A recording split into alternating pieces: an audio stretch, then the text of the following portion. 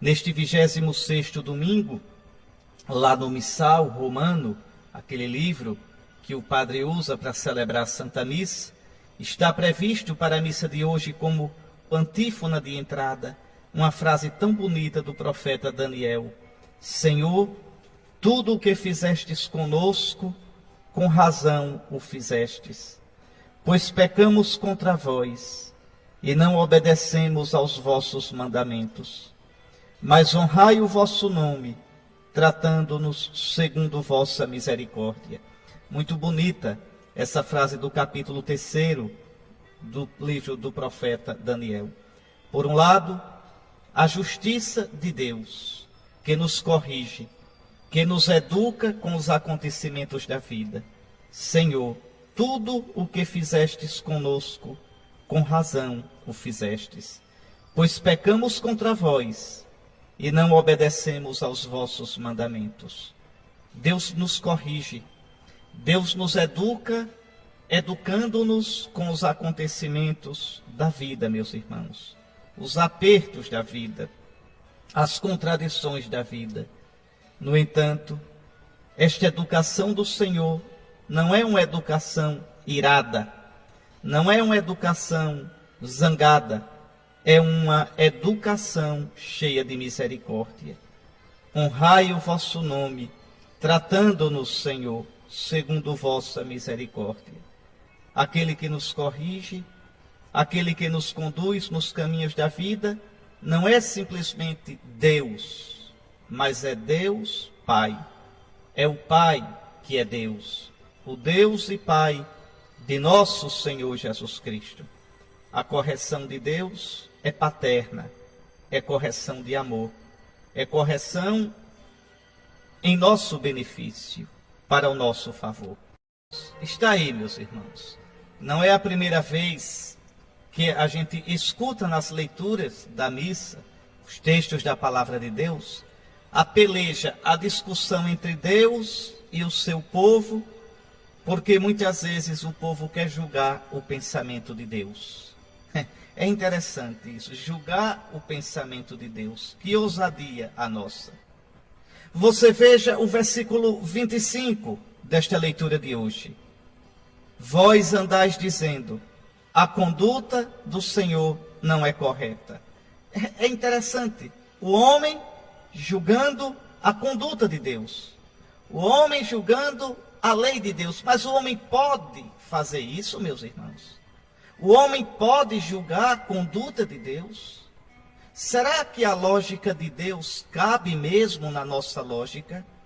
Você leia Isaías capítulo 10, versículo 15. Dê uma olhadinha, se tiver com a Bíblia em mãos. Se não, anote aí para ler depois.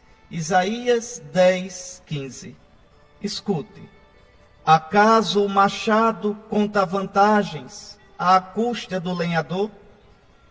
Ou a serra se engrandece à custa do serrador, como se pudesse a vara balançar quem a levantou, ou um pedaço de pau pudesse erguer aquele que não é lenha?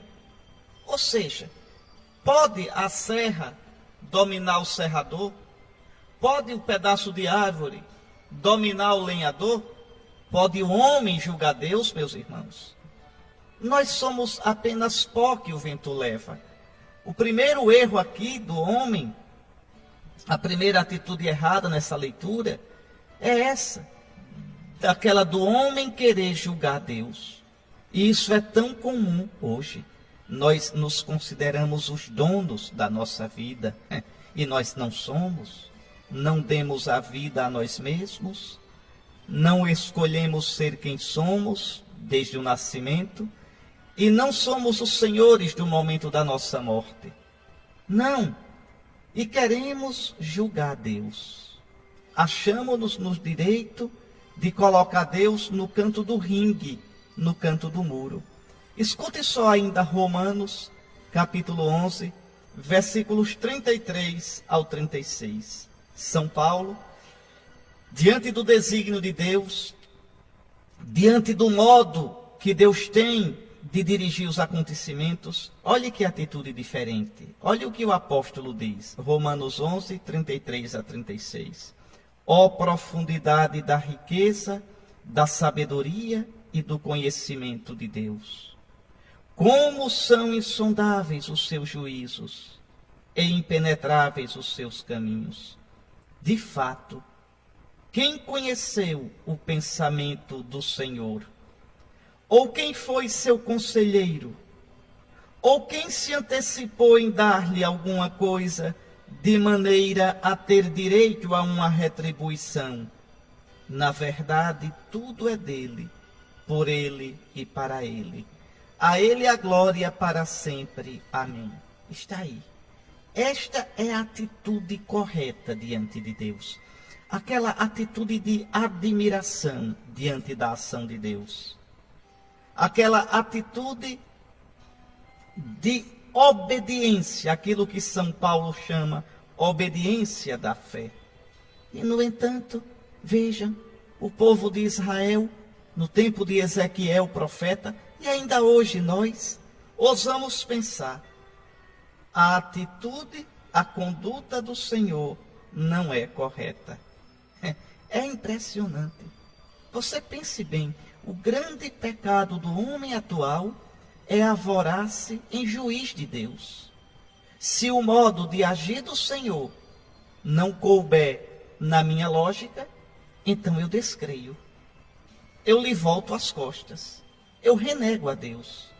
Repare que o mundo hoje age assim. A gente quer transformar a verdade do Evangelho na nossa verdadezinha. Não, tem que acabar com umas normas do cristianismo, umas normas que estão fora de moda. Veja que coisa impressionante.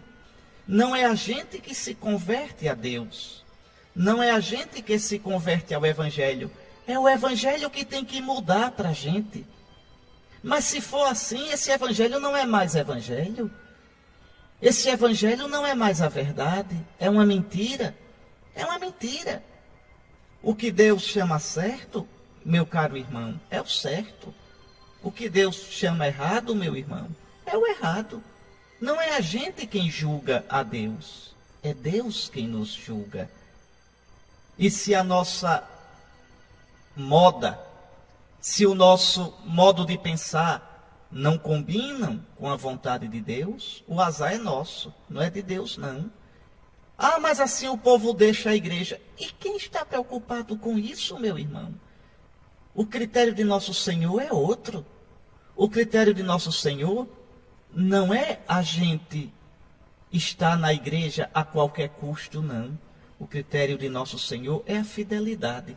Esta semana eu estava vendo na internet um Jesus, umas pinturas de um Jesus todo saradão, com tatuagem, de calça jeans, e dizia, é um pintor norte-americano que está fazendo isso para aproximar Jesus dos jovens. Não, meus irmãos, está errado.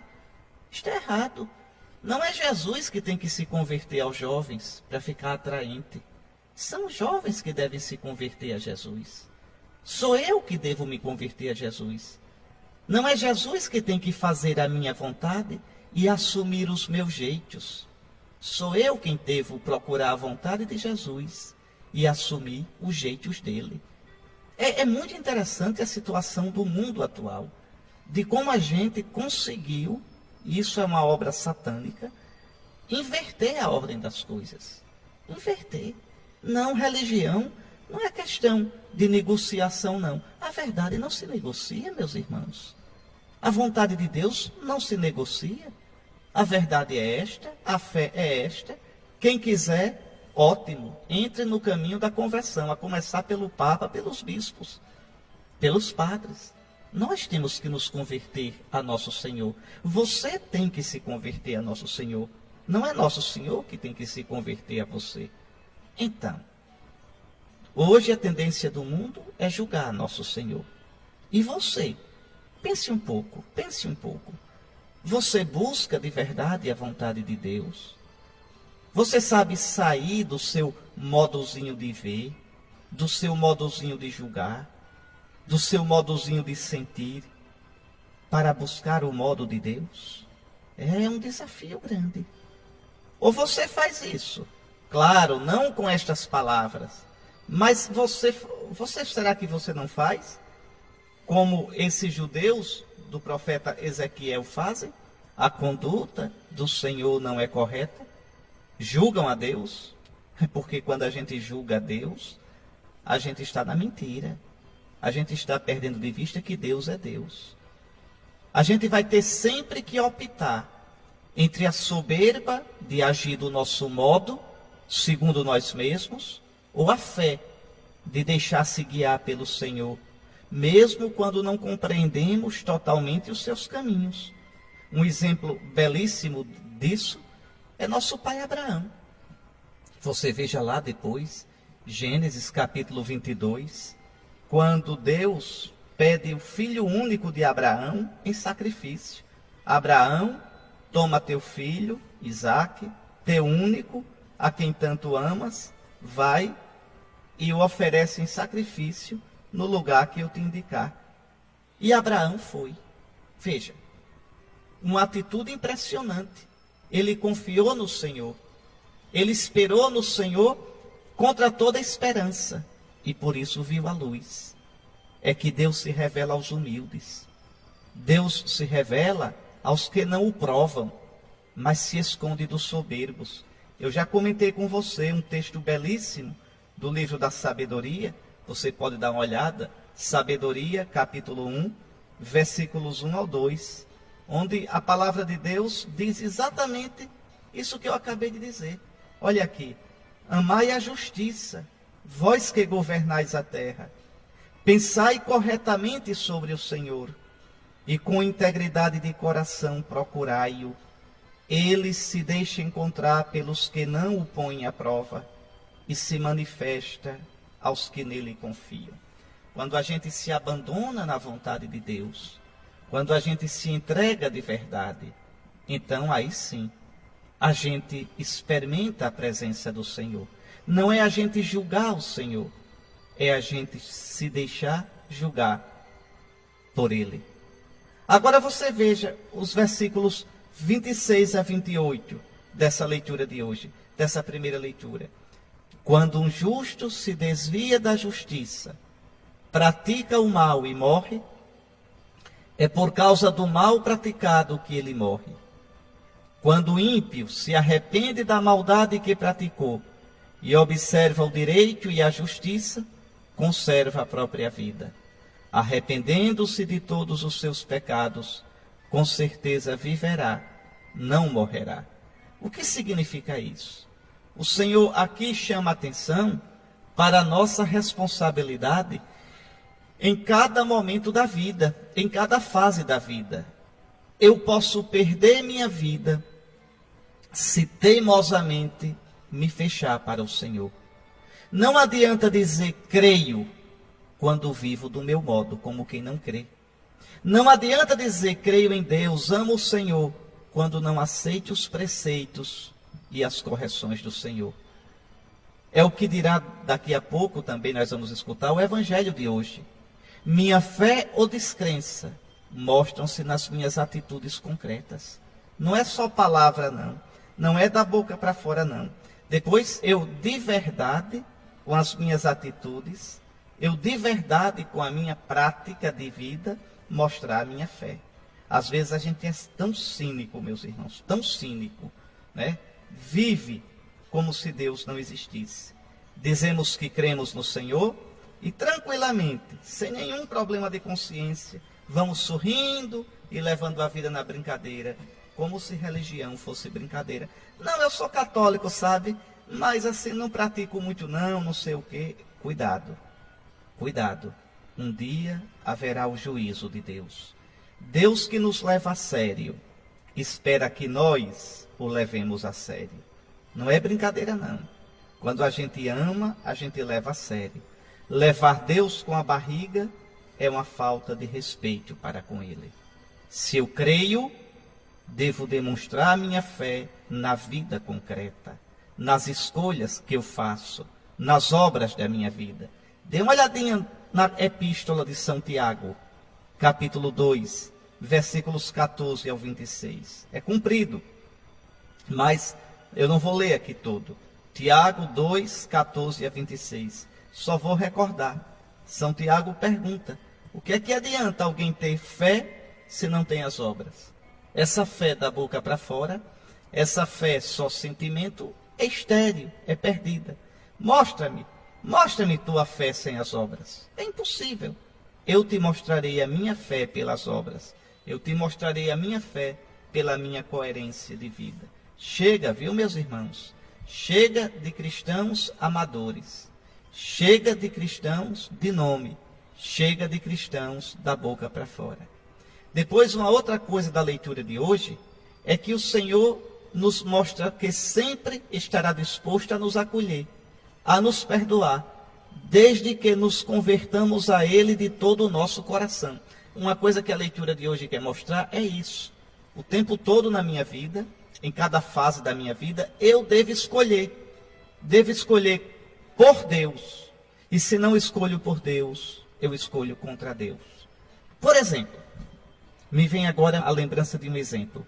Eu já encontrei tanta gente que estudou em colégio interno, de freira, de padre, que diz assim: eu já participei de missa para a minha vida toda, quando era criança, quando era jovem, agora não precisa mais. Pois é, vai se danar diante de Deus, porque não é uma questão de contabilidade. Se eu hoje deixo de rezar, eu esfrio para com Deus. Se hoje deixo de rezar, eu me afasto de Deus. Veja uma relação de amor verdadeira. Eu tenho que alimentar este amor todo dia, cada dia. Meu irmão, a gente vive num mundo pagão. A gente vive num mundo que joga Deus na lata do lixo.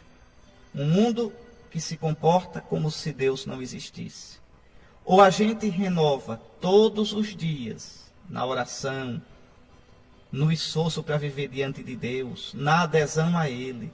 Ou a gente renova todos os dias a nossa fé, a nossa obediência ao Senhor, o nosso amor a Ele, ou a fé esfria e depois morre, e nós perdemos o Senhor.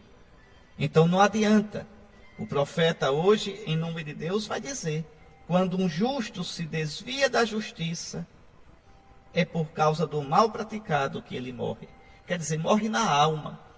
Morre na alma. Morrer aqui é ir para o inferno. Então, mas era tão bom. Era. E depois abandonou o Senhor. E aí, o contrário também. Quando o ímpio se arrepende da maldade que praticou e observa o direito e a justiça, então conserva a própria vida. Arrependendo-se dos seus pecados, ele viverá. Então Deus sempre me espera no hoje, no aqui, no agora da minha vida. Hoje você pode recomeçar. Hoje você pode começar a lutar contra o pecado. Hoje o Senhor espera. Então uma coisa é certa: eu posso de tal modo expulsar Deus da minha vida que venha a perdê-lo para sempre. É isto que se chama inferno. Perder a Deus nesta vida e para sempre. E é possível que isso aconteça. Lembre do conselho da primeira leitura, domingo passado. Buscai o Senhor enquanto está perto.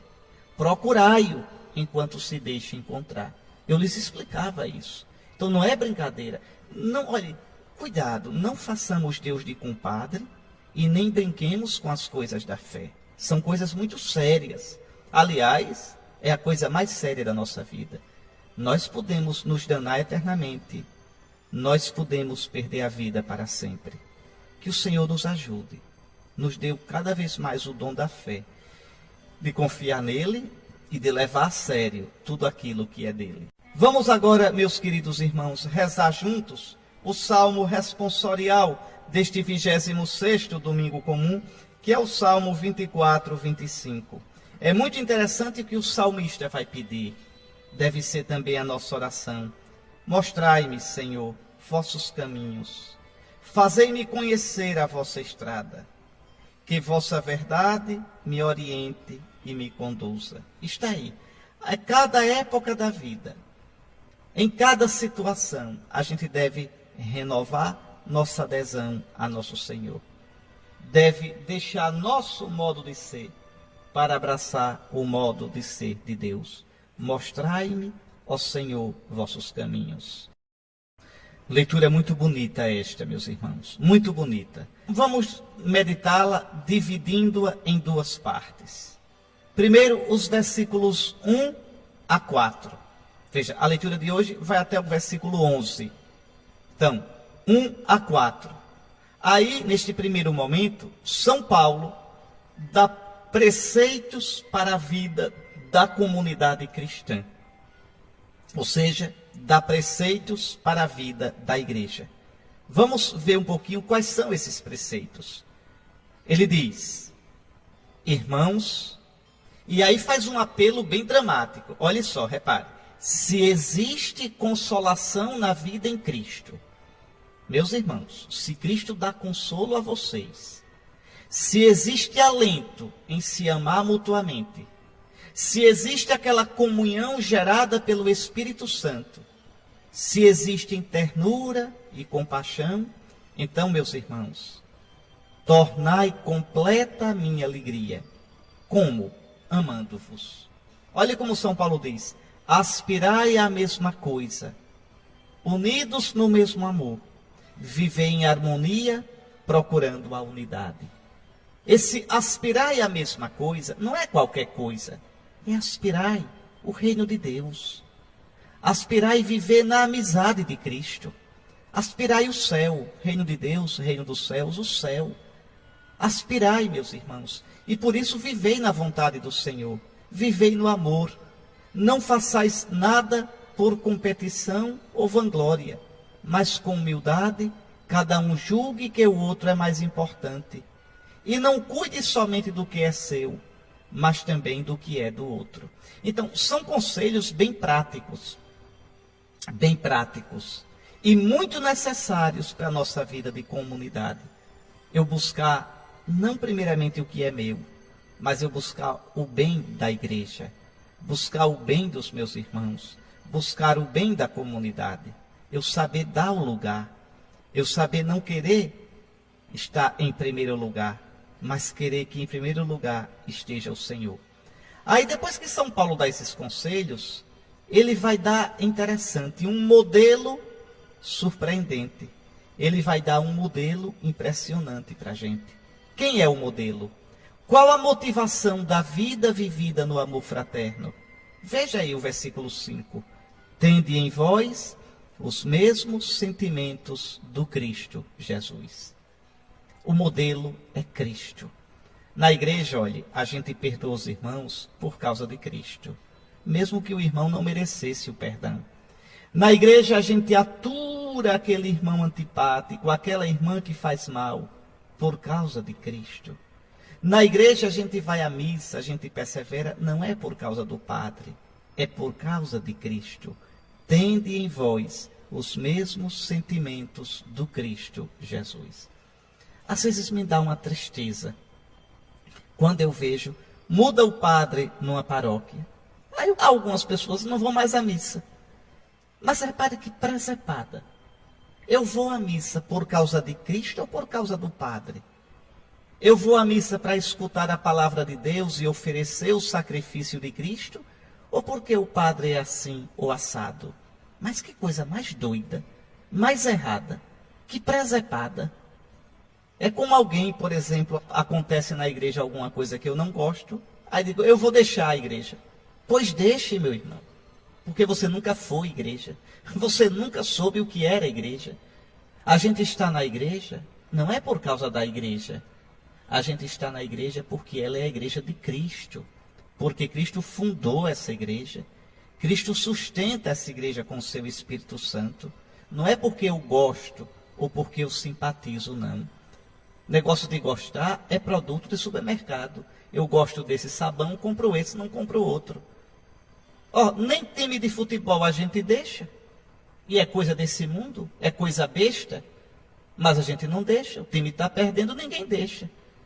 Tem um aperreio no time, o presidente está roubando, ninguém deixa. Veja. E olha que time de futebol e nada, para a vida, são a mesma coisa.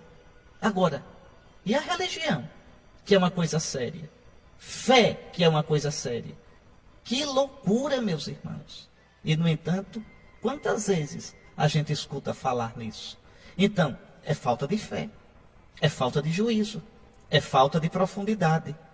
Tende em vós os mesmos sentimentos do Cristo Jesus. Quer ver um pouquinho esse sentimento do Cristo Jesus? Vá, anote aí, João 13, 34 a 35. João 13, 34 a 35. Eu vos dou um novo mandamento. Amai-vos uns aos outros. Como eu vos amei, assim também vós deveis amar-vos uns aos outros. Nisto conhecerão todos que sois os meus discípulos, se vos amardes uns aos outros. Está aí o sentimento de Cristo Jesus.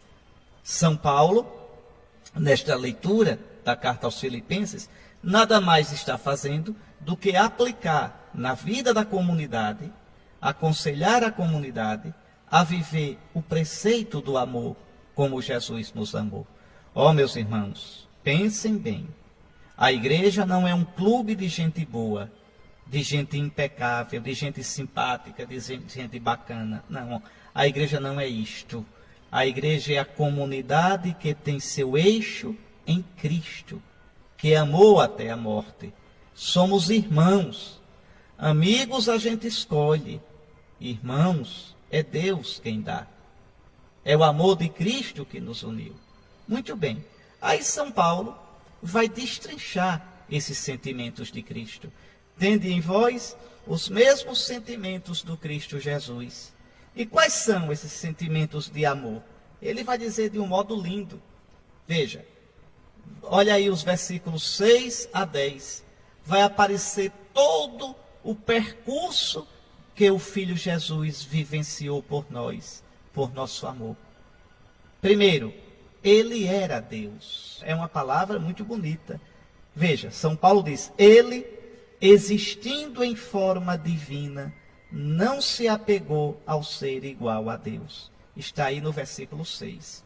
Jesus Cristo é Deus, meus irmãos. Jesus Cristo não é um homem sábio. Jesus Cristo não é um homem bom. Jesus Cristo é Deus. Essa é a nossa fé. Tudo foi criado através dele e para ele. Por exemplo, as testemunhas de Jeová não aceitam que Jesus seja Deus. Elas não são cristãs. O batismo delas não tem valor. Não são cristãs. É cristão quem acredita que Jesus é Deus. Que Jesus é Deus. Por exemplo, os espíritas não acreditam que Jesus é Deus. Para eles, Jesus é um espírito de luz, é um iluminado que governa a terra. Não são cristãos. A gente chama de filocristãos. Ou seja, falam bem de Jesus. Aparentemente, para quem não conhece mais profundamente, parece ser uma denominação cristã, mas não são cristãos. Cristãos são os católicos, os protestantes evangélicos e os ortodoxos. Esses são cristãos. Porque para ser cristão, do ponto de vista técnico, é preciso professar que Jesus é Deus e Senhor, que morreu e ressuscitou para nos salvar com o seu sangue, que ressuscitou e crê na Santíssima Trindade. Que Jesus é o Filho do Pai, igual ao Pai em tudo, Deus vindo de Deus, luz vinda da luz, Deus verdadeiro vindo de Deus verdadeiro. E crê no Pai, no Filho e no Espírito Santo. Sem isso não existe cristianismo real. Então Jesus era Deus, juntamente com o Pai e igual ao Pai. Ele existindo em forma divina. Aí vem, não se apegou ao ser igual a Deus, mas despojou-se, assumindo a forma de escravo e tornando-se semelhante ao ser humano. Impressionante. Ele que era Deus igual ao Pai, não se apegou à honra que merecia como Deus, mas esvaziou-se e tomou de verdade a natureza humana. Então Jesus é um eu, é uma pessoa divina, vivendo toda a nossa situação. No corpo igual ao nosso e na alma igual a nossa. No corpo igual ao nosso. Teve tudo o que a gente tem no corpo. Os mesmos instintos, a mesma dinâmica. Teve que crescer igual a gente, aprender igual a gente. E na alma, Jesus tem uma alma humana, como a gente. O que significa que teve que aprender, que sentiu a tristeza, a solidão, a angústia. Tinha uma consciência humana, conhecimento humano limitado, vontade humana. Que coisa impressionante. Deus humilhou-se de verdade. Deus assumiu a condição humana, esvaziou-se de si mesmo, tornando-se semelhante ao ser humano e encontrado em aspecto humano. Isso é pouco ainda? Escute só. Humilhou-se mais ainda, fazendo-se obediente até a morte. E a morte mais vergonhosa que existia, a morte de cruz. Porque na antiguidade, ainda hoje existe isso. Na antiguidade existia morte e morte. Uma coisa é você morrer de uma morte digna, outra coisa é você morrer como um bandido. Uma coisa era você morrer como um cidadão de bem, decapitado, como São Paulo, que era cidadão romano. Outra coisa é morrer crucificado como um malfeitor vagabundo. Então Jesus, sendo Deus, primeiro se fez homem. Que humilhação. Sendo homem, abraçou a morte por nós. Que humilhação. E morrendo, escolheu o pior tipo de morte, a morte de cruz. Então, 3 degraus assim, Jesus vai descendo, se humilhando, para lavar nosso pecado e para nos salvar. Uma coisa impressionante. Como homem humilhou-se, não se apegou à honra que merecia como Deus, mas esvaziou-se totalmente, fazendo-se obediente ao Pai, tomando a natureza humana. E depois, como homem, humilhou-se ainda mais, fazendo-se obediente ao Pai, e essa obediência vai até a morte. E a morte que Jesus suportou foi a mais vergonhosa de todas, a morte de cruz. Como resposta, o Pai o exaltou. Esta exaltação elevou o Filho feito homem ao mesmo nível do Pai. Então agora Jesus como homem, ele se fez homem. Agora Jesus como homem está ao lado do Pai. É Senhor, Adonai. Toda língua proclame que Jesus é Adonai. Veja, que Jesus é Senhor. É o título Senhor que se dava só a Deus. Jesus é Senhor. Agora Jesus é digno de toda adoração, no céu, na terra e nos infernos. Glorificando o Filho, o Pai mostra toda a sua fidelidade. O Pai mostra que não deixou seu Filho amado entregue à morte. Pois bem, todo aquele que na igreja, na vida da igreja, procurar de verdade se humilhar, procurar de verdade unir-se a Cristo, amando, se doando, terá como recompensa aquela mesma vida, aquela mesma plenitude que o Pai deu ao Filho Jesus. É muito triste quando a gente vive a vida da igreja, meus queridos irmãos, como se fosse um clube. Quando as nossas relações na igreja têm motivações unicamente humanas. Aí, na época de eleição, a gente se divide, como se fosse mais importante apoiar um candidato ou outro do que o fato de sermos irmãos em Jesus Cristo. Aí, quando tem alguma rixa, quando tem alguma incompreensão na comunidade, eu me afasto, como se essas coisas fossem maior e mais importantes e mais fundamentais do que a minha adesão a Cristo. Ei, meus irmãos, estamos tão longe de verdade, de viver o Evangelho, de colocar Cristo acima de tudo. A gente precisa se converter, meus irmãos. A gente precisa. Está aí, meus irmãos. Jesus nos coloca no canto da parede. Nos coloca mesmo. Exige de nós que a gente olhe as nossas atitudes. Veja, releia aí os versículos 28 a 31 do Evangelho de hoje. Versículos 28 a 31.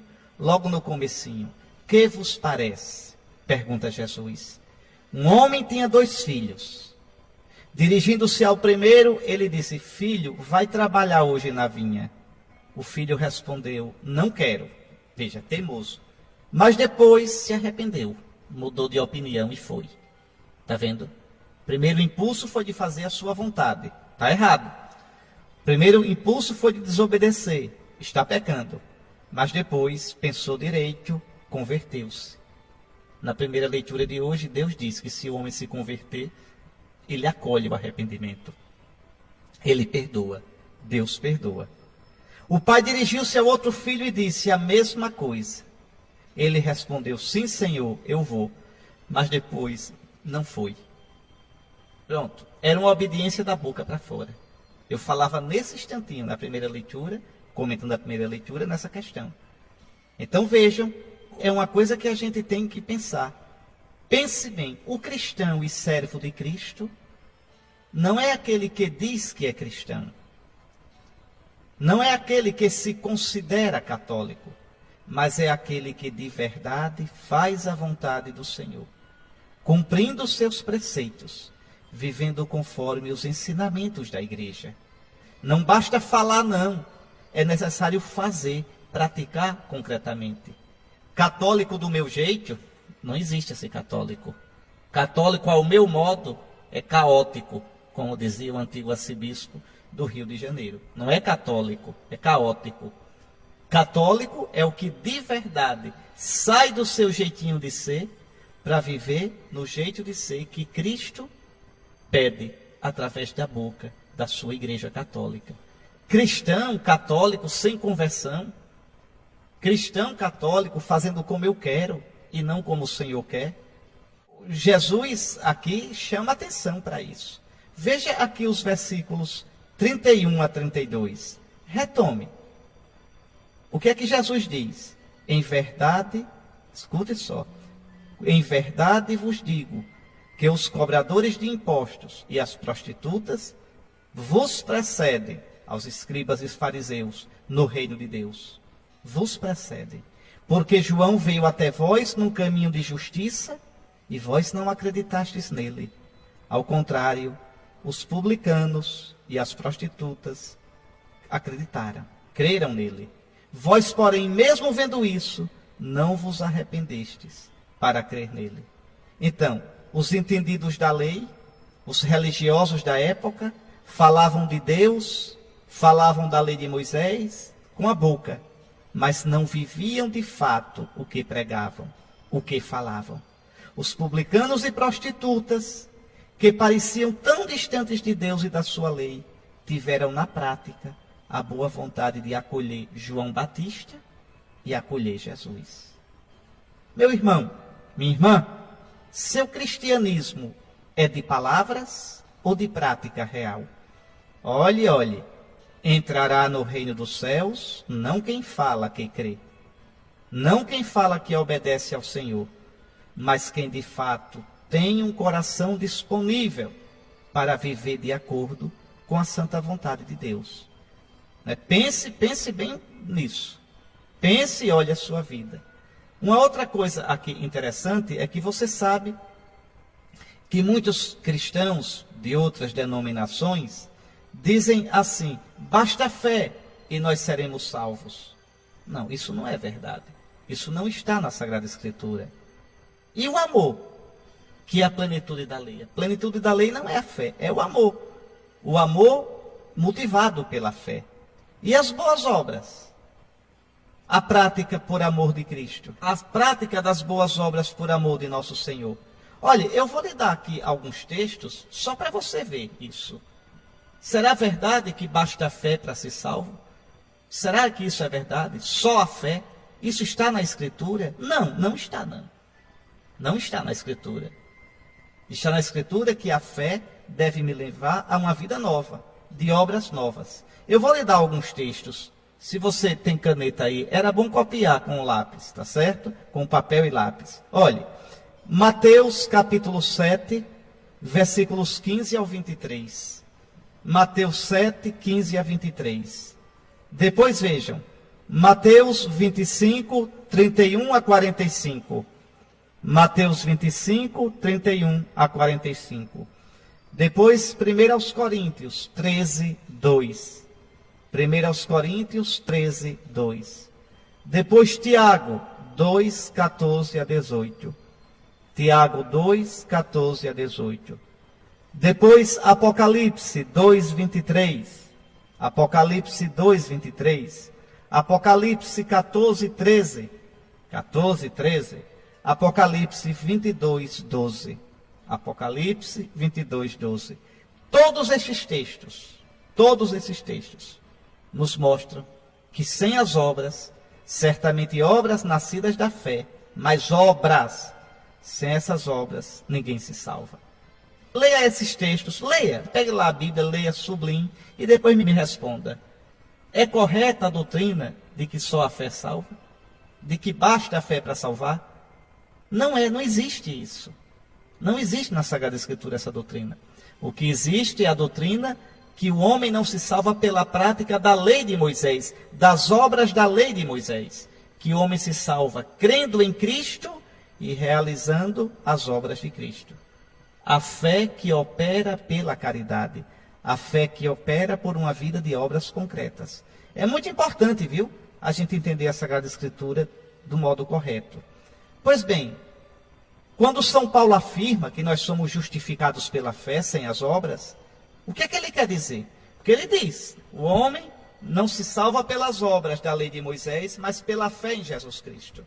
Só a fé, não as obras da lei. São Paulo aqui está falando é que as obras da lei de Moisés não salvam.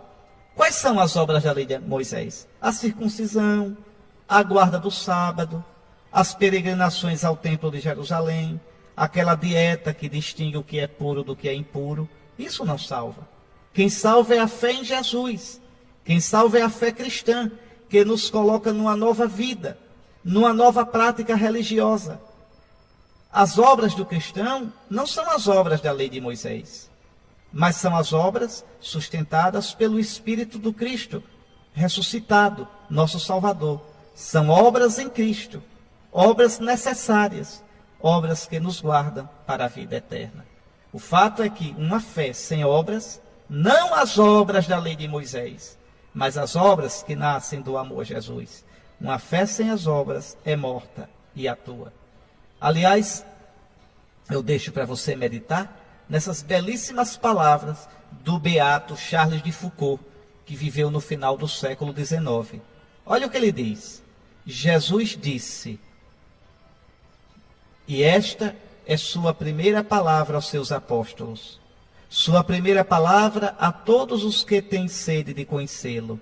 Jesus disse, vinde e vereis. Começai por vir, seguindo-me, imitando-me, praticando meus ensinamentos. E em seguida vereis, gozareis da luz, na mesma medida em que a tiverdes praticado. Vinde e vereis. Vi realmente, por meio de minha experiência, a verdade dessas palavras. Não nos é possível amá-lo sem imitá-lo. Amá-lo sem querer ser o que ele foi, fazer o que ele fez, sofrer e morrer nos seus tormentos. O amor é inseparável da imitação. Quem ama quer imitar. É o segredo da minha vida. Apaixonei-me por esse Jesus de Nazaré, crucificado há 1900 anos, e passo a minha vida tentando imitá-lo. Está aí. Quem diz que crê no Senhor, deve viver na vontade dele. Quem diz que crê no Senhor, deve amá-lo com obras reais, obras concretas na vida de cada dia. Para você, um santo domingo, uma semana vivida na graça de Deus. E eu, em nome de Cristo, vos abençoo. Em nome do Pai, do Filho e do Espírito Santo. Amém.